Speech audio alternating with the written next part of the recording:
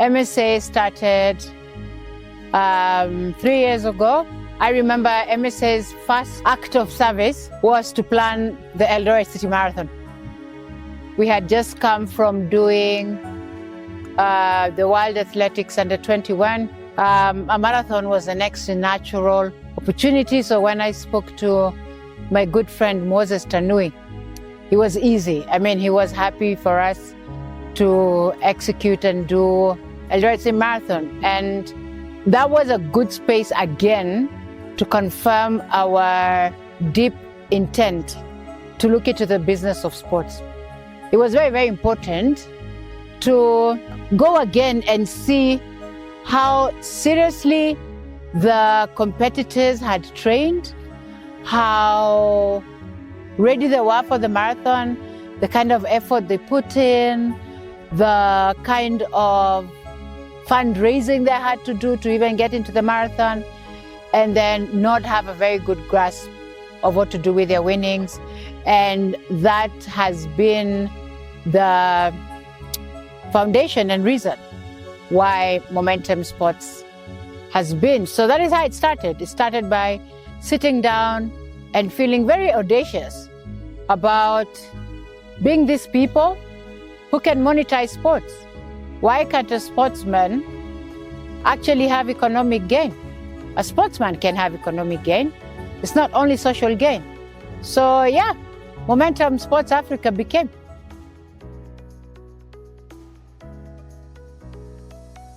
My love for sports, it started when I was very, very young. I could run the cross country like a Kenyan, literally. Primary school, I swam like a fish. I think I swam since I was 6 years old. And then that went into high school. High school, I did more cross country. I did very well for my school team. And then I was in the national team for basketball in high school. We had some of the greatest coaches that there was. And this morphed into not active playing, but also into thinking about the organization of it, because looking at what my career doctrination was, which was marketing, communication, event planning, and I thought, wow, let's put this in sports and see what excellence can come out of that. And looking at the intrigues of how sports people do their thing, you know, the competition, the training, the zest, the energy. I mean, there could be nothing more fulfilling than watching any sports game. It's way, a million way better than watching a movie. This is real life adrenaline. You're looking at the pain of losing. You're looking at the rawness of winning. You're looking at, you know, the culmination of effort coming to this excellent performance. It's out of this world. So yes, I love sport, played it, and now I'm in the business of it.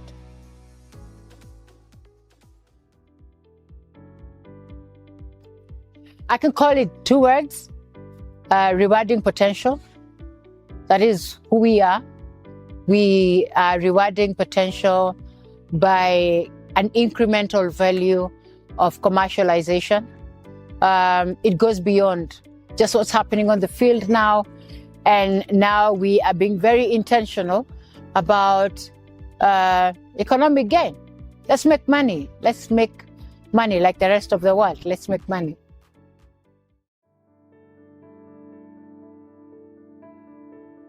I'm a team leader at Momentum Sports Africa, essentially for the entire team. And I run strategy, business development. So I am the CEO and very quickly leaning onto COO as well. We're a small outfit still. So there's quite a bit of overflow into what needs to get done. But every day looks like meeting sports people, meeting potential sponsors, looking at the back end of a sports platform, and yeah, making sure everything is working properly.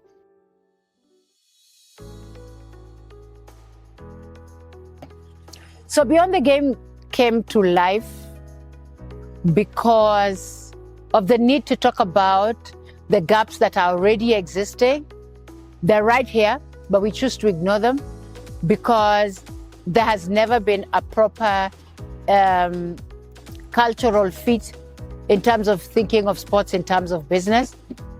So it's just important to have basic conversations with ourselves and other sports people, asking them what is their life like, what are the gaps they have felt, and what goes on beyond them.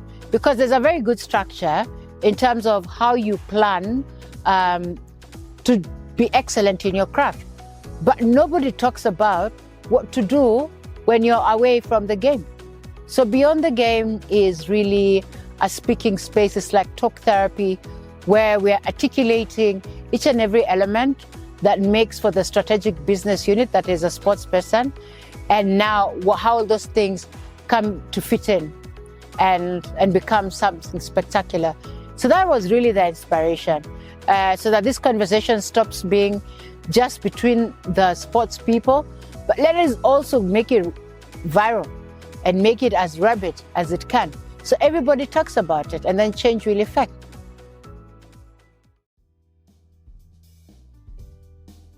So in the future, we're working with professional sports people, people who have already made it in competitive space, and all that's remaining is for them to have that tipping point into commercialization. Those are people that we're working with. We're also working with junior sports people. These are sports people who are sports persons who are below the age of 18 and have an objective towards having sports as a career, or also using sports as a catapult into scholarships, into universities and other spaces that would enable them to perform very well wherever they're going. So that really is the teams that we're working with.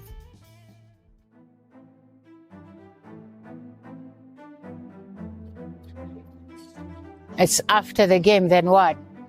So for us, beyond the game is, okay, so we cheered for you and we think you're so good and everybody was all crazy. So when you enter your car or you enter the matatu or you enter the bus, what happens? What happens to you? Okay?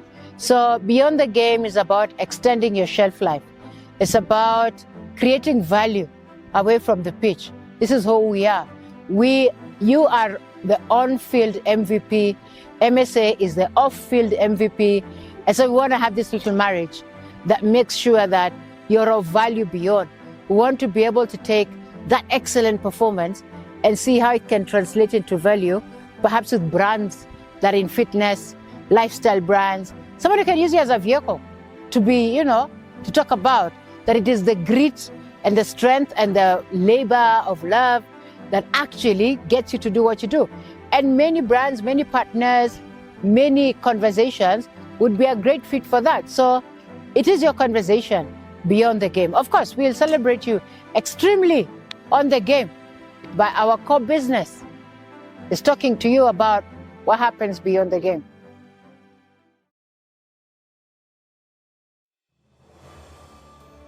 I'm actually, you know how they say, be scared, but do it anyway? This is how I feel. For me, I feel it's one of those experiences where you have so much to say very quickly, and you have to remind yourself it's okay to pace yourself, because there's so much to say. The excitement of Beyond the Game is because, first of all, I'll have sports people speak and, be excited about what they need to talk about, and then say it in their own language, and they'll be happy about what they're doing. It's going to be fantastic, So yes, we are super, super excited. So there'll no longer be like backroom conversations. That will tell the whole world that we are worthy of their budgets, because we are worthy of their budgets.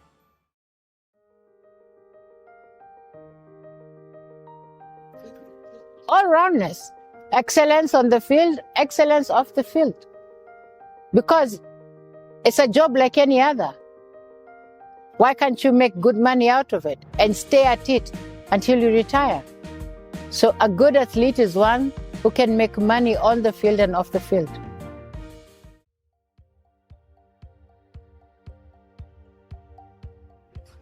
Our contribution is inculcating in this sports person the elements that make for a good business person, a good sports business person.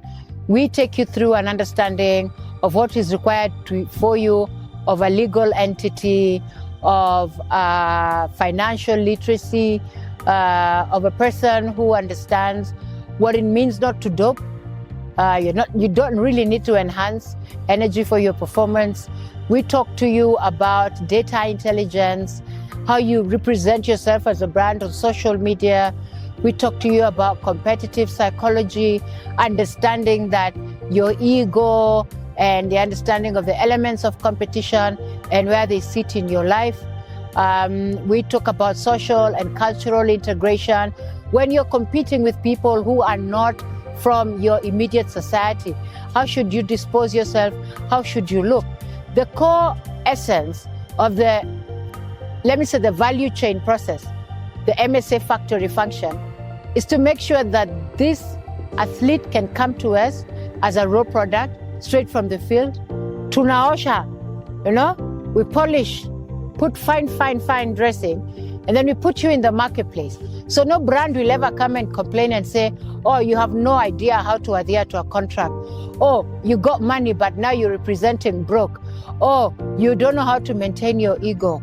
Oh, you cannot. No. All those things are kept on. Your social media, you'll be able to understand. There are some photos that sit in your social media. There are some, let's not talk about them now. Let it sit as your little secret. But the rest of the world needs to see you as a going concern. You're a business. So that is our role in the athlete's life.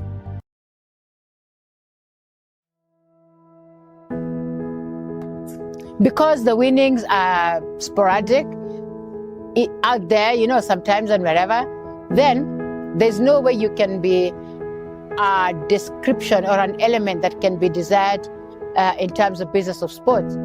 Even banking institutions are not so crazy about doing business with you because they do not know when your next monies are coming in, yeah?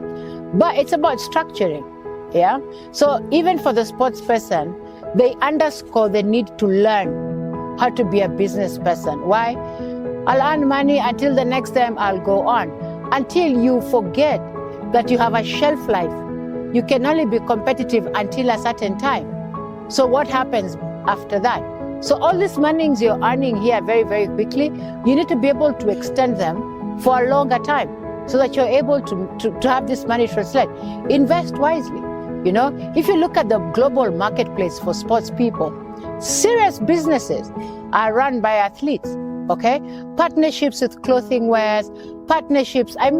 We know Michael Jordan. Half of the world knows Nike because of Michael Jordan. You love Michael Jordan, so you like the shoes, So it's a kind of symbiosis, synergies that needs to be developed so that you're able to know that way beyond my basketball court life, way beyond my track and field, way beyond my golf life, I can still make money, And a good case right here is Eliud Kipchoge. And it doesn't need to be viewed as an outlier situation. Everybody can do it.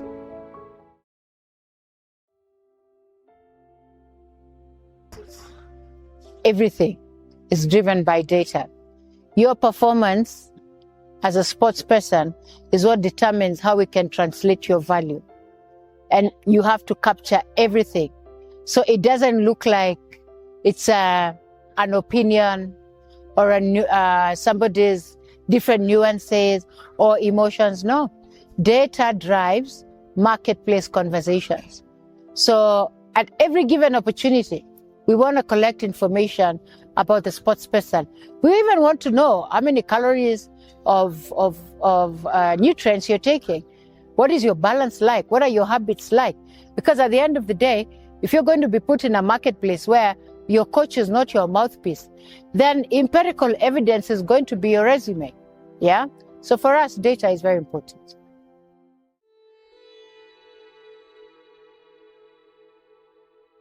Exposure is first of our number one systems. There must be a very beautiful circular process of how people can be exposed, all right? into spaces they are expected to go and compete. It's very, very unfortunate that even in the country, you'll find great, great runners who are based out of Nairobi, but will be asked to come and run at the Nyayo Stadium. Never been to the city, never socially or culturally been exposed. That in itself is very unsettling for a sports person. So exposure is very, very important. So what we essentially call infield exposure, where you can call it transfer, you know. It worked before when national schools were mandated to, you must collect XXX, so a few people knew what spaces were like. But now when you look at it, you're very good, lakini wewe ni jogo ile uwika uko kwenyu. So when you're required to wika in the kijiji, there lies a problem, yeah? So that also brings into the fact that you don't have exposure to technology that's being done, that's being used in different spaces, you know, facilities. I think for me, that is one of the biggest things that needs to be worked on. And then, of course, the adaptation of data in things that we're doing.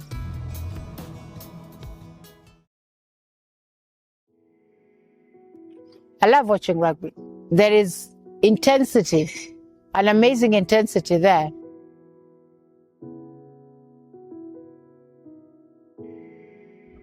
The future is bright. I only did forget my sunglasses.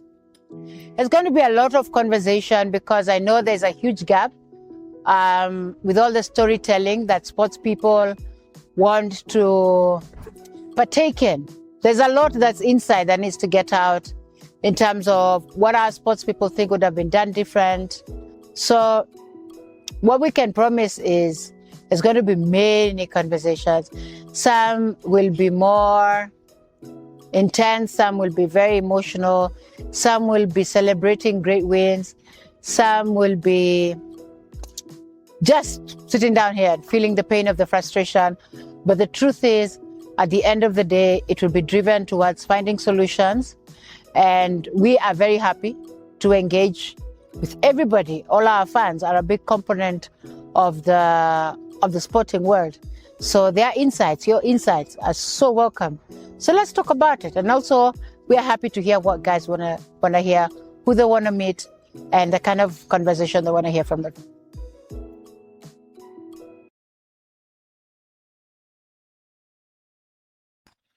If you ever cheered for anybody on television, any sports person, if you ever cheered for any sports person on television, on the field, paid to go to the stadium, have your kids playing a sport, have the need to get your kids go outside, you yourself are a sports person, but an unregulated, if you feel you can create magic with sports, yeah, you should be listening to this podcast.